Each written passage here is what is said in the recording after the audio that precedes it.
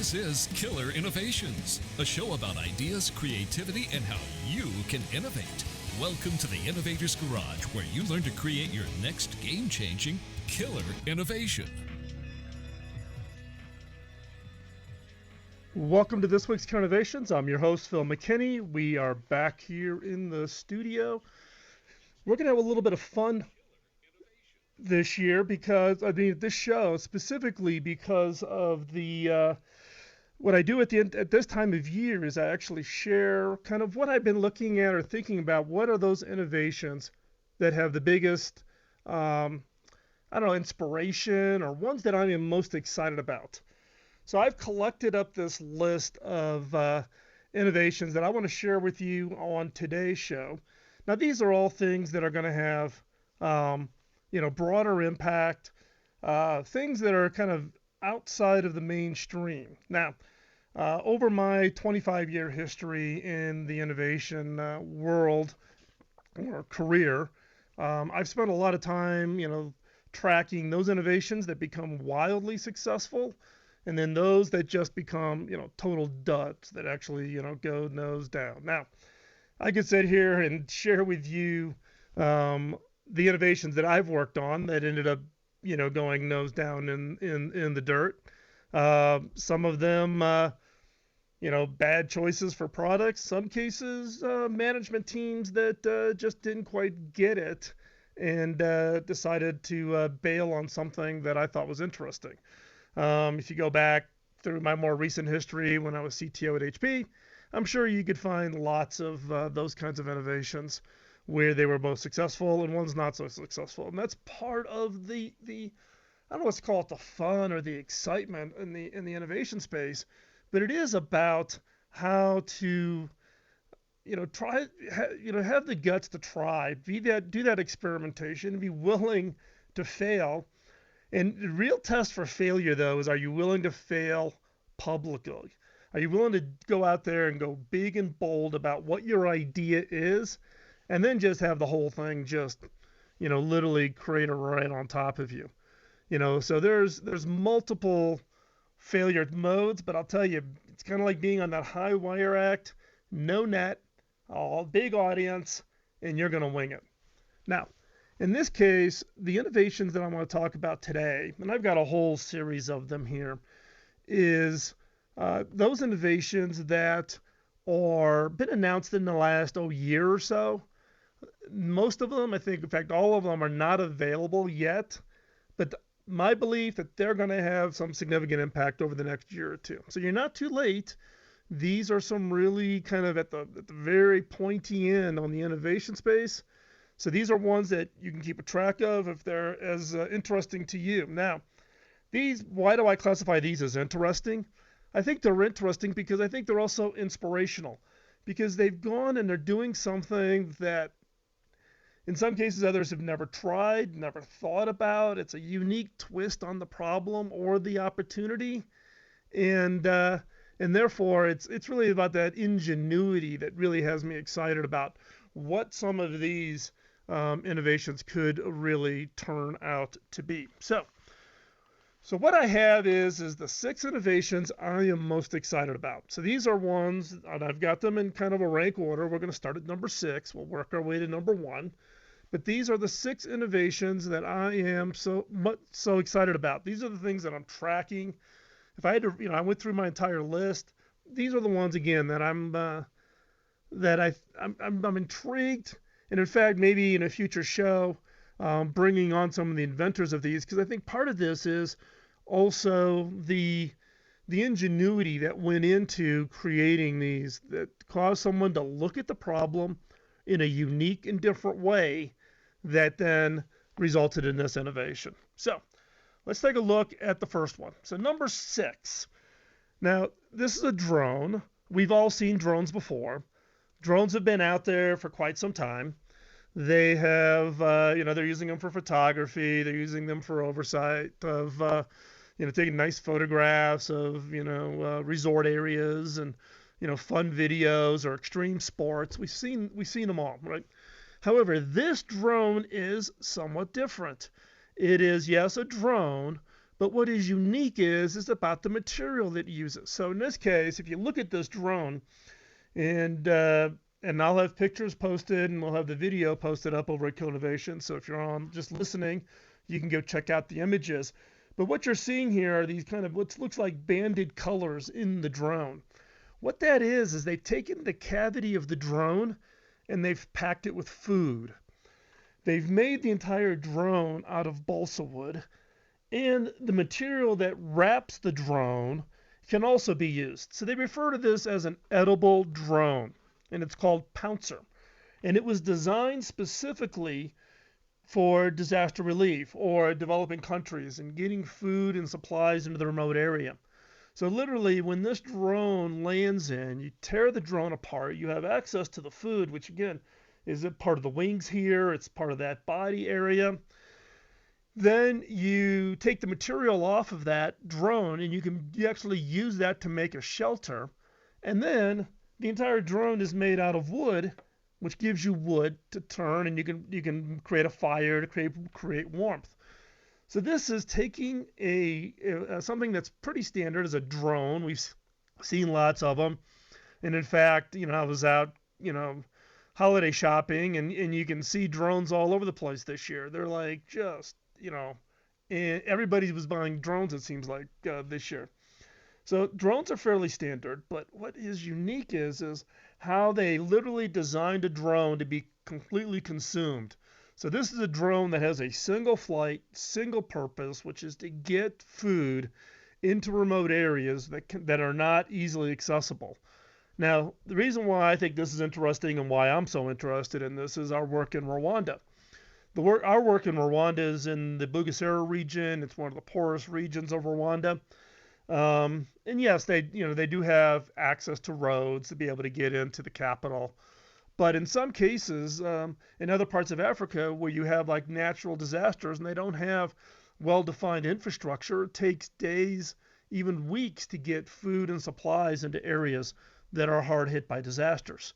So in this case, I think this is an interesting approach to one, taking advantage of a well-defined, well-proven area of innovation, but putting a unique twist on it. And in this case, turning it into a drone. Now, the next innovation, number 5 on my list, is a wheelchair for developing countries. Again, this ties into our work in Africa. We spend a lot of time there, and we have this challenge of remote healthcare, remote services. How do you provide support? In our case, we do for-profit investments, and at the same time, we do our volunteer work. But we invest in entrepreneurs in Africa, but we also come in and do social work also, in this case, education and other things. This is what's called Safari Seat. It actually uses standard bicycle parts. So everything in this device actually is built off of standard bicycle parts.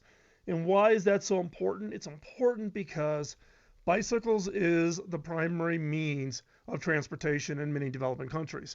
Even out in the remote villages where we operate, there's a little bike shop, a guy who repairs bikes, takes old bikes, chops them up, puts them back together again.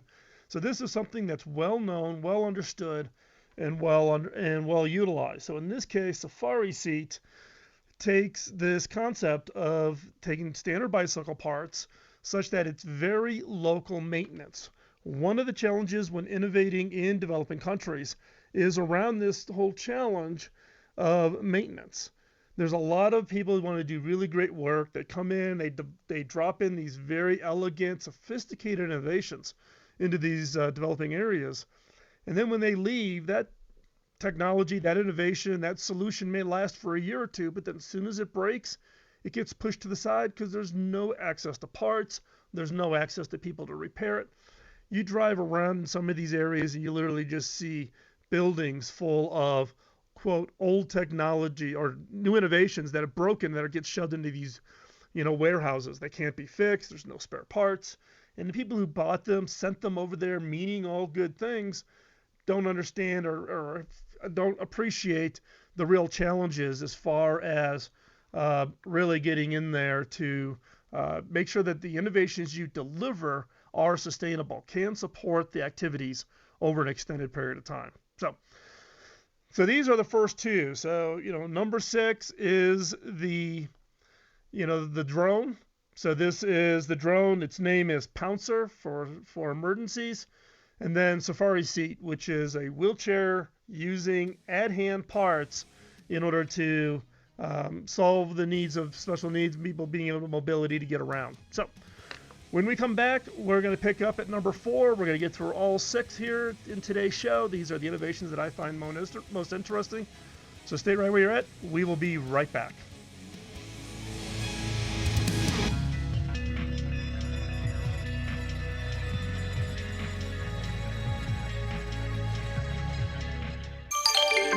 Biz Talk Radio.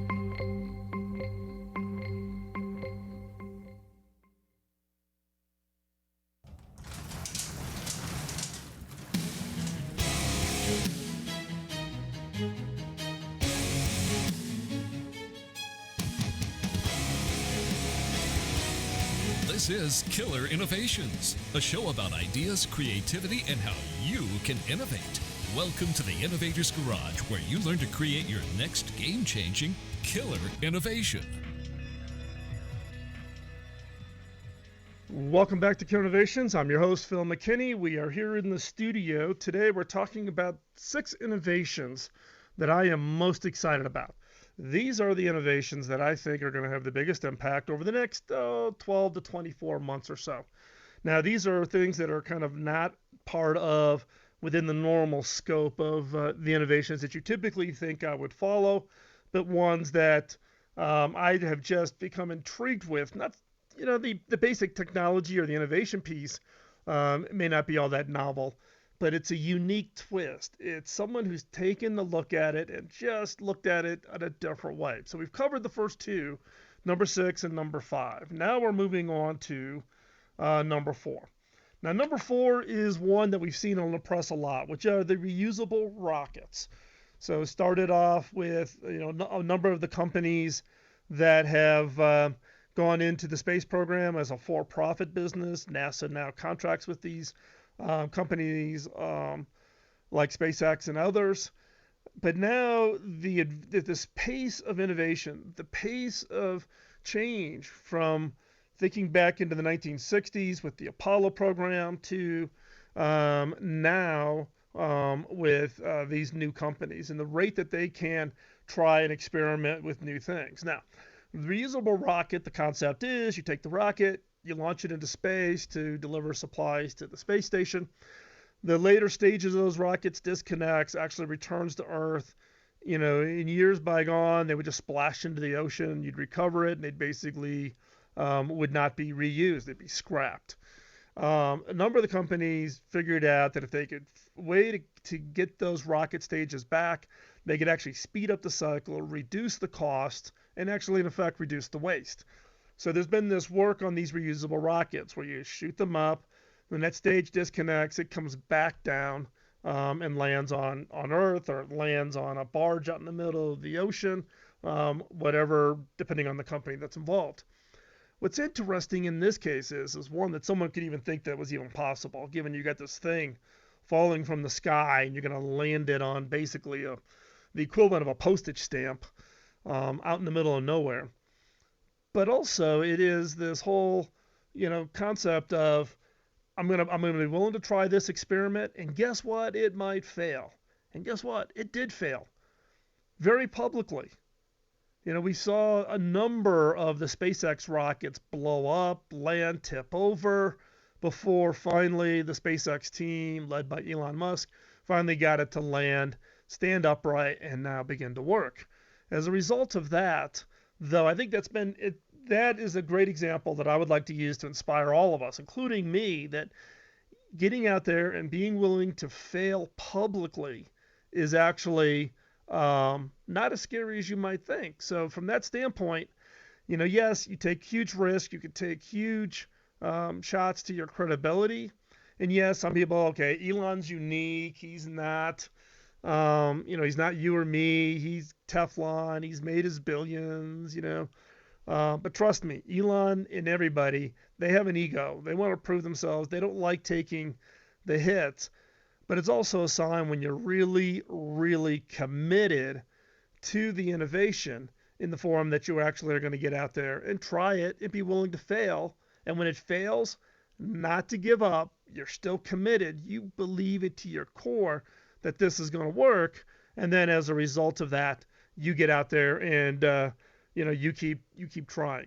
So number 4 on my list this year is the reusable rockets and the inspiration that it provides, and the fact that yes, it's working. It has reduced the cost. It speeds up the cycle of being able to get more rockets up there to serve the space station, but also as a stage for us to do deep space exploration. And I am a big fan of space and space exploration. If you look at the technologies and innovations that we have around us each and every day, that's a result of the space program. But also the fact that the leaders of these companies were willing to do this in a very open, very public way. They have to. They can't hide those. And knowing that it could fail and they could get the public, backlash of trying something and having it not work publicly. So, number 4, the reusable rockets. Number 3, robots. Now, these are not robots that you think about from the standpoint of the mechanicals are going to shake your hand or cook you food or whatever. These bots are really about artificial intelligence and being able to engage in a conversation with customers. Now, we're seeing these come online with customer service kinds of applications. This being where you may want to talk to a customer service rep. One's not available, but the common questions and common challenges are things that anybody, or you can pretty much figure it out over time. So in this case, this particular bot is based off of a company that says do not pay.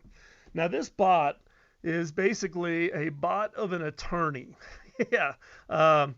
No attorney jokes. I'm not going to go there, but I'm sure we can all think up a number of attorney jokes based on this.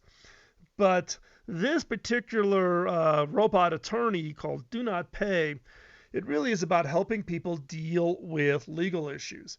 And this started off with people who were being evicted or rent disputes with landlords, but now it's gone into a number of different areas. In this example that I'm showing here, this is one around traffic tickets. So this particular bot, the person says, hey, I got a traffic parking ticket. The bot responds and says, ask a basic simple question. And then we get down to, hey, was your car stolen? The person responds that yes. And the bot says, okay, I'll be able to help you appeal this ticket. And then it automatically generates the appeal process for that particular locale for that person. So I think, this is just being one example of bots that I think are going to become pretty widespread. It's still in the very early stages of this, but I think it's going to get to the point where it's going to be very hard for you to tell when you're interacting with a bot versus when you're in a chat discussion with a customer service rep or some other area. So get prepared. You're going to be spending a lot more time talking to bot than you ever have so far in your career. Just get used to it. And in some cases, because the bot never sleeps, they can run as many bots as possible so you never get stuck in a queue. This could help address or improve things such as customer care or getting advice or understanding your rights, in this case with Do Not Pay bot, which is basically the attorney bot here. So I think bots and artificial intelligence and big data all are going to get wrapped up in it. I think the one that's going to touch the most of us are going to be these bots. These are the things that we're going to be engaging with over the next year, and it's just going to become pretty much the standard process. So we're going to take another quick commercial break, and when we come back, we're going to pick up at number 2 of the 6 innovations that I am most excited about. So don't go anywhere. I'll be right back. You're listening to Killer Innovations on the BizTalk Radio Network.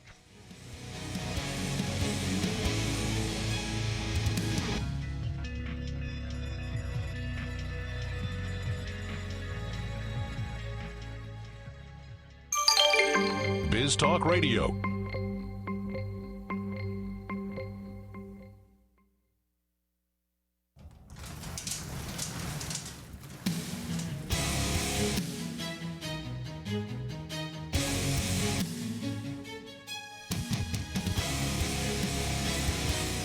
This is Killer Innovations, a show about ideas, creativity, and how you can innovate. Welcome to the Innovator's Garage, where you learn to create your next game-changing killer innovation. Welcome back to Killer Innovations. I'm your host, Phil McKinney. We are discussing today the 6 innovations that I personally am most excited about. Every Sunday, we're here live on the show. You can listen to us on any of the 35 radio stations that carry our program. We also then our broadcast on Saturday. When we do the show and we're in the studio, meaning we're live in the studio. Now, sometimes I'll pre-record a show because of my travel or I'm at a convention or something. But when I'm live in the show, we also do Facebook Live. So you can go over to Facebook and watch the show. And during the commercial breaks, we actually take your questions. So in fact, during the commercial break, we were talking through some questions back on the drones, particularly back on the edible drone or Pouncer, which was number 6 on my list. In this case, the question was, well, what about Amazon or DJI or any of the other drone manufacturers? Are they going to get into this philanthropy work? And actually, my opinion is they will not. For-profit businesses run as for-profit businesses, philanthropic charities running as charities, they run. And there's always this attempt, particularly for the for-profit businesses, to try to make charities act and operate like a for-profit business. And trust me, it doesn't work. I'm chairman of 2 501c3 charities here in the United States, plus I'm a CEO at a company. And I have to kind of keep myself compartmentalized. So no, I don't think it's probably in the best interest of Amazon or DJI to get into the philanthropy business. However, what I would hope is that Amazon, DJI, and others in the drone business are innovating at a phenomenal rate. If they would make those technologies available to companies like Pouncer and others that are trying to create drones for the philanthropic world, that would be phenomenal. Royalty-free or very low cost, to allow them to take the intellectual properties and embed it into these things that are going to have the impact and potentially save lives. Because there is a unique characteristics of these philanthropic drones. The one objective or the one design criteria for a philanthropic drone is it's going to go one way. I don't have to worry about it coming back. So a lot of times in the drone industry, you have to worry about making sure you got enough battery to get the drone back to you because they're very expensive. You don't want to lose one. In the case of Pouncer, it's a one-way suicide mission. It's going to go, land, crash, be used, never to return. So I can get, in fact, drones that can go twice the distance than a normal for-profit drone could ever hope to go. So there's unique design characteristics, which I think in my opinion, needs unique approach to innovation to make that happen. But I think there's a for-profit, non-profit, charity combination. And it isn't just about drones. I think there's opportunities to innovate in the charity nonprofit world. In fact, there's been a number of shows where I've talked about innovating in the charity world. So I think this is a great example of where for-profit innovators in the drone space can help those creating drones specifically for the philanthropic charity disaster relief space. And I think that's an opportunity to co-innovate, which is actually it's so important in today's world because the cost of innovation is not getting any less. In fact, just as the pace of innovation picks up, the cost of innovation is accelerating. So let me go to number 2. Number 2 is an interesting technology. Now I'm going to geek out here a little bit. I'm going to get my propeller spinning, so bear with me. These are what we call ambient backscatter. These little tags you can just hang up in the air actually take power from the air. Now this isn't wireless power, so you take your phone and slap it on a magnet with no cord and it recharges. This is not what that is. Backscatter literally takes the energy that is all around us in the form of radio waves and reformats those and turns those into radio transmissions. So these technologies are going to be used in areas such as wireless communications in remote areas. So where you have no power, right, and you're looking to extend the reach, so take wireless, cellular, Wi-Fi, where you want to get it, you want to get it out there much, much further than you normally can. You can use these backscatter tags to literally bring all of that energy of those RF signals in and then push those back out. You actually you're creating radio waves from other radio waves is the best way I can describe it. Now, the company that particularly has developed these tags is a company called Jiva Wireless. Have won.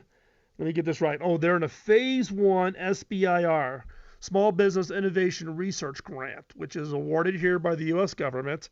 So, SBIR puts out requests for general technology areas. You submit a proposal, and then the Small Business Innovation Research Grant actually helps fund, and it's funded in phases, is how an SBIR grant is done. So these guys are in Phase 1 and have an SBIR grant, or at least the information I have here. They may be further down.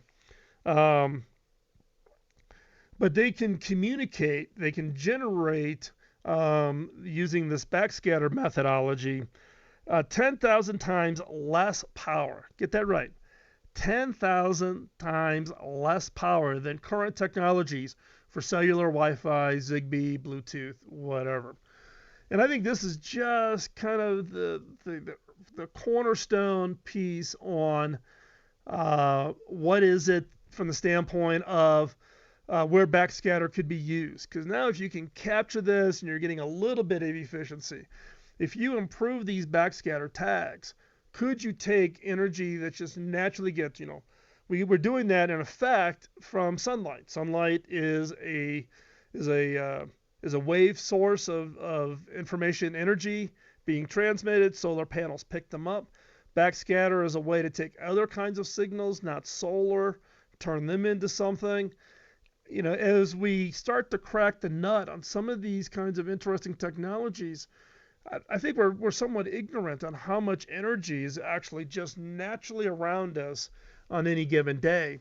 And so I think this one is really interesting. These, like I said, they're in Phase 1 of an SBIR research grant.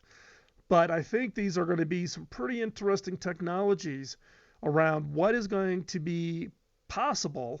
And think about it from the context of Moore's Law, right? Moore's Law says that we can improve CPU performance, doubling it every 18 to 24 months, right? So it has this doubling effect, or Moore's Law. So, and today now you've got more power in your cell phone than the total computing power that put man on the moon with Apollo 11 in 1969. So apply that to backscatter. You think about, okay, they're just getting a little bit of energy out of it, but let's say they double it in a year, and then they double it in a year again. And then they double it in a year again. If they have their own equivalent of a Moore's Law from the standpoint of this constant improvement, you go through 5, 10, 15 cycles of Moore's Law on this kind of a fundamental technology, and it could totally transform energy, it could totally transform communications, it could totally transform how we get what do devices look like. If I can pull all the energy I need out of the air by taking in other energy sources that are just naturally there, then what does that do from the standpoint of understanding power distribution and developing countries and remote areas that don't have access to fundamentals of electricity or broadband access or those kinds of things? So this is one of those areas that I am actually very keenly interested in.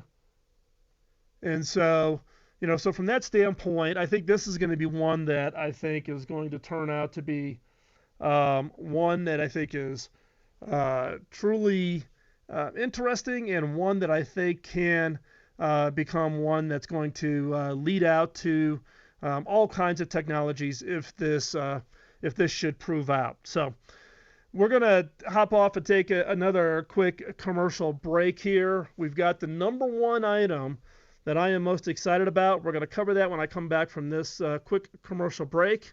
And then we're going to talk about what some of our plans are coming up for episode 13, which is, or not episode 13, season 13, which we start in the March timeframe. So you're not going to want to go anywhere. You're going to want to stay right where you're at, right there. And when we come back, we're going to pick up what is that number one innovation that I am most excited of. So stay right there. We'll be right back.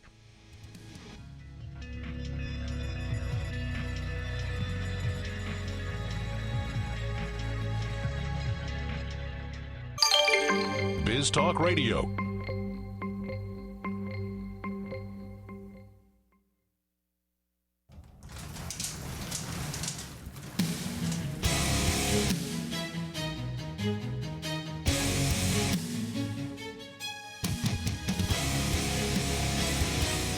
This is Killer Innovations, a show about ideas, creativity, and how you can innovate.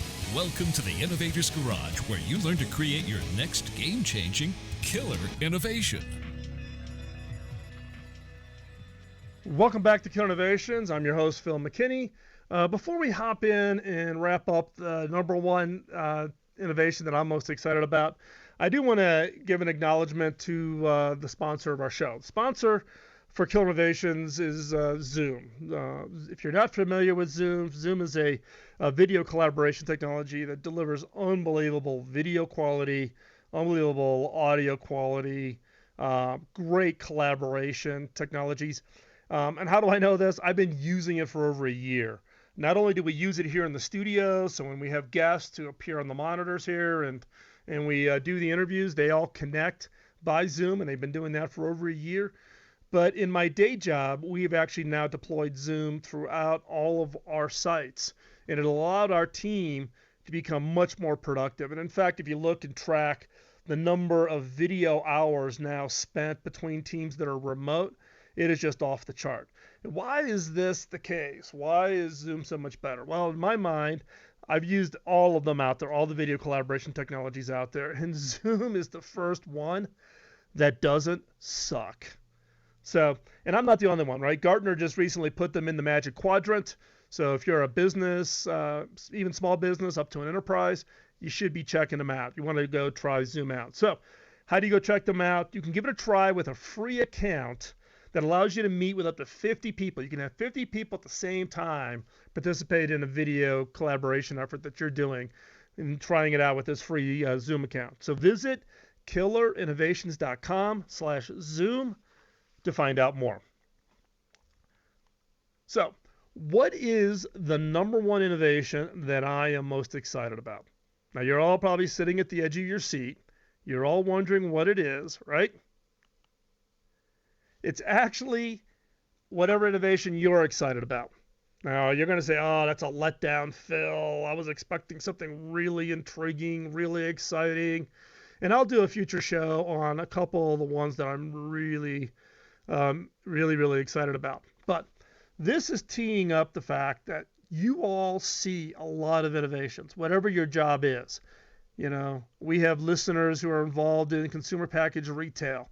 We have listeners that are on the show of medical. We have listeners of the show that are Silicon Valley. We have listeners of the show who are in philanthropic, nonprofit, trying to innovate in their particular area. It's whatever innovations you find important. Now, what I'm interested in doing, though, is hearing what is the one innovation that you are most excited about. What is that killer innovation, that idea, or that innovation that's out there? It doesn't have to come from you. It can be something you read about. It could be something that you're tracking. And in some cases, it may be something you wish you had, but you don't have yet. And what I want you to do is to share that with not only with me, but the listeners of the show. So here's what we're going to do. We're going to tie this in to the celebration for season 13. So in March of this year, we will be transitioning into season 13. Yes, we've been doing this show coming 12 years going into season 13. We're now, I think, someone has claimed that we're like one of the longest continuously produced podcasts in the history of podcasting. So I don't know if that's a good thing or a bad thing. It started off as an experiment. Talk about public failing because, you choke, you have a snafu in the middle of a show. We're live on radio, so there's no mulligans, there's no do-overs. But I love doing the show. I love engaging with you on getting your questions, getting your emails. So here's your opportunity. In celebration of season 13, for the month of January and February here of 2017. So if you're listening in within January, February of 2017, you can participate in this competition. If you're listening to this later on, months, years later, sorry, competition's already over. But here's the competition. The competition is go out and share what is that killer innovation that you are most excited about. Post it over on Twitter, post it on Facebook. Make sure you like us, Phil McKinney on Twitter, like Phil McKinney fan on Facebook. You can just go to Killer Innovations and click the social media buttons up at the top, and so that way it's easier for us to find your postings. And then post the innovation that you are most excited about. Now it can be 1, 2, 3, 10. The number of your postings is limited by how much. Don't do repeats. Post your idea once and then post a different one, the one that you're excited about. And just give a little bit of a blurb on why you're excited about it. Coming into 1st of March, we will go through all of those postings and we will randomly pick one to be the winner. And whoever the winner is, whoever posted that killer innovation up out on social media for all of us to talk about and share, we're going to allow you to come onto the show. Now, you can come live into the studio here in Colorado, or you can join us via Zoom and participate. And therefore, you get to tell your story. You can tell us about your startup, this great idea that you've got, your frustrations with your corporate antibodies, people in your organization who are not letting you innovate, whatever it is. It's a 1-hour show within the reason that it's got to be tied to innovation, creativity, and design. And you get a chance to have an opportunity to talk to the entire listening audience. How do you do this? Post it on social media. Use the hashtag Killer Innovation. All one word, hashtag Killer Innovation. And we'll track that. And for those that I find pretty intriguing, I'll comment on them and share them out to our entire listener base. But here's your opportunity to tell your innovation story to a global audience of this show. So I'm looking forward to seeing those innovations that you are most excited and interested about, and to share those with the entire listening audience here at Killer Innovation. So again, find those innovations that you're most excited about, post them out on social media. You can post them Facebook, Twitter, Instagram, LinkedIn, whichever ones you're most interested in. Follow us on those areas, on each of those social media, so that way I can find it more easily. Use the hashtag Killer Innovation. Post an image, post a video, whatever it is. Share with us what you think you're the number one most interested in intriguing innovation should be. And so with that, we're going to wrap up this week's show. Appreciate you taking the time out of your busy schedule to join us here at Killer Innovations. And look forward to seeing what innovations you're most excited about. You're listening to Killer Innovations on the BizTalk Radio Network.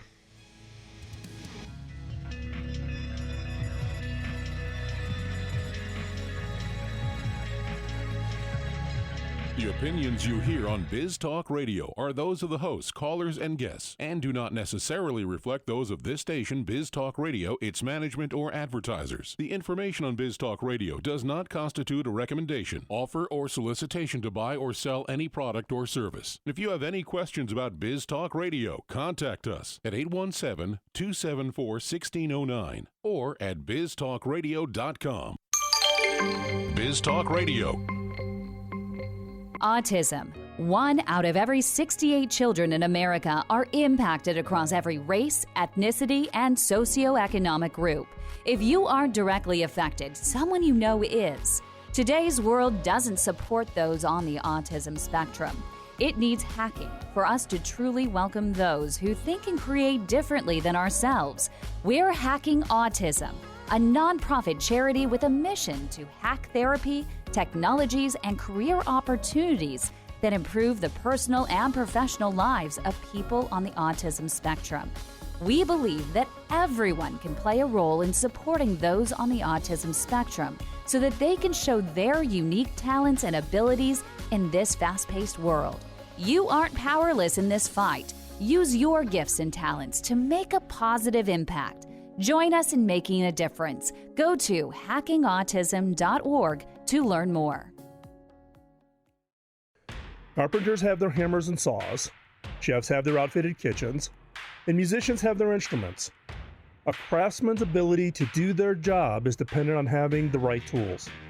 So where does an innovator, someone who takes an idea and makes it real, find the right tools to do their job? Outfit your innovator's garage by visiting innovation.tools. Innovation.tools is an online store created by innovators for innovators.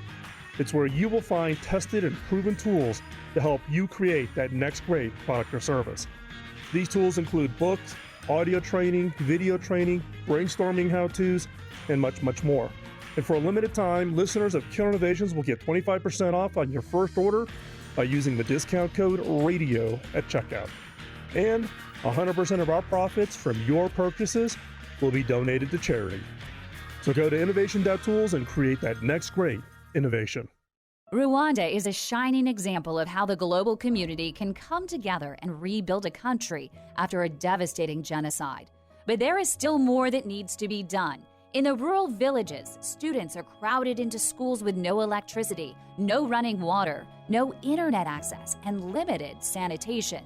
Will these kids be ready to continue the rebuilding of Rwanda, or will they be dependent upon others?